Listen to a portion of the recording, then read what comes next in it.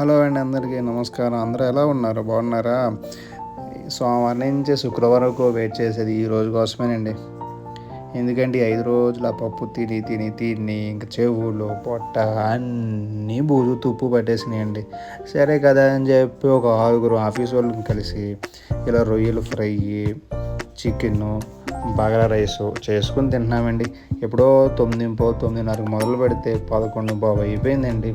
ఇంకో పక్క ఏమో ఎక్కడ 12 అయితే మా వాళ్ళు తినడం మానేస్తారన్న టెన్షను. ఇంక సరే కదా అని చెప్పి రైస్ ఉడికింది, ఇంక అలా పెట్టుకున్నాం.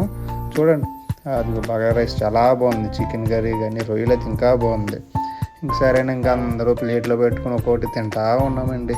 సరే ఇన్ని తింటున్నాం, మరి అసలైన ఐటెం ఏదండి? థమ్స్అప్ అనుకున్నారు కదా, అది కాదు. థమ్స్అప్ తాగి తాగి తాగి ఇంక దాని మీద కూడా చిరాకు వచ్చేసిందండి. ఇంక సరే కదా అని చెప్పి 2 కేజీలు ఐస్ క్రీమ్ పెట్టామండి 6కి. అదిగోండి చూడండి.